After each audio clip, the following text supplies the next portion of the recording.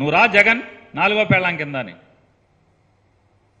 నీ రాజకీయాలే తేడా అనుకుంటున్నాం. ఈ తేడా కూడా ఉందా నీలో?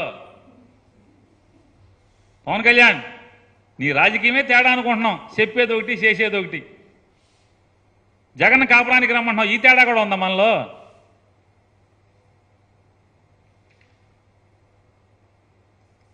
సొల్లు మాటలు చెప్తాడు.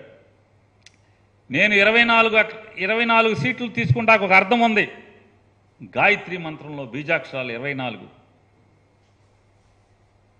ప్రతి దానికి ఉంటుంది, ప్రతి అంకికి ఉంటుంది. 10 తీసుకున్నాం అనుకో దశావతారాలు, 9 తీసుకున్నాం అనుకో నవగ్రహాలు, 8 తీసుకున్నాం అనుకో అష్టదిక్కులు, 7 తీసుకున్నాం అనుకో సప్తఋషులు సాక్షిగా 7 తీసుకున్నాను.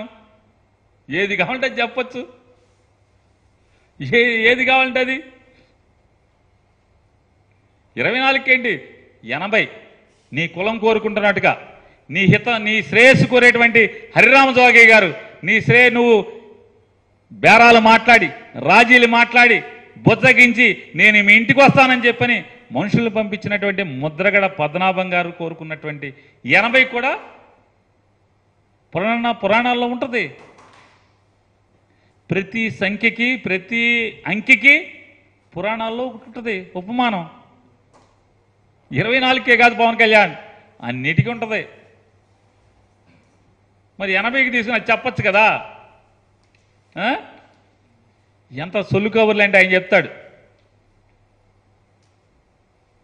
పవన్ అంటే కన్నీళ్లు తుడుస్తాడంట, పవన్ అంటే రాఖీ కడతాడంట, పవన్ అంటే రాఖీ అంట.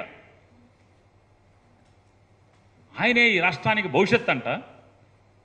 ఆయనే కన్నీళ్లు తుడుస్తాడంట. ఆయనే ఒక 108 అంట. ఆయనే ఒక రాఖీ అట. ఆయనే ఒక తుఫాన్ అట. వయసు మీరిన వాడి భుజం మీద కండవా అంట. కండవాకి విలువ తెలుసా? వయసు మీరిన వాడి భుజం మీద కండవా అంటే ఏంటో తెలుసా? పరువు. పెద్ద వయసులో ఉన్నవాడి భుజం మీద కండవా అంటే పరువు. ఆ కండవ పరువుకి చిహ్నం. మనకుందా అది? నవ్విపోతా కాకపోతే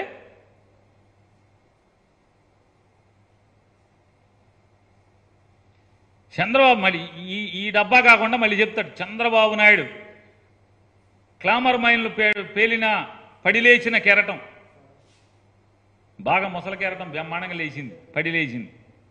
జనాల్ని మీ రకంగా ఏంటి నా రాజకీయ దురంధరుడు. మరి 2019లో ఎవడు?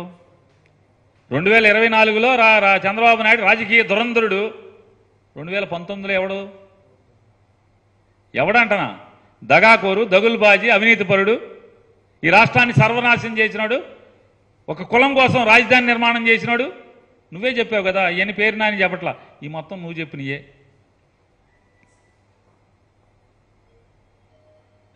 ఇవన్నీ చంద్రబాబు నాయుడు స్క్రిప్ట్తో ఎవడో జబర్దస్త్ రైటర్లో లేకపోతే సినిమా రైటర్లో కవులో రాసిచ్చినటువంటి ఈ రాతలన్నీ, డైలాగుల్ని వల్లివేసి ఇక్కడ చెప్తూ, నువ్వు 24 తీసుకున్నా, ఎన్ని తీసుకున్నా పవన్ కళ్యాణ్ నువ్వు చంద్రబాబు నాయుడు పల్లకి మోయటం లేదా భుజం మోయటం, మెళ్ళ మీదకి ఎత్తుకునేటువంటి కార్యక్రమం నేను ఎత్తుకున్నాను కాబట్టి నా కోసం కష్టపడుతున్న ప్రతివాడిని ఎత్తుకోమంటున్నావు. ఇవాళ మిమ్మల్ని ఒకటే ఆయన అడుగుతున్నా, మీ తల్లిగారిని అవమానించారని చెప్పావు. మీ తల్లిగారిని నేను మీకు మేలు చేస్తే మీ తల్లిగారిని, నా తల్లిని దూషిస్తారా? నా తల్లిని దూషించినటువంటి మీ సంగతి చూస్తాను, మిమ్మల్ని క్షమించనని చెప్పని ఇట్టాగే నిన్న చించుకున్నట్టే చించుకున్నావు.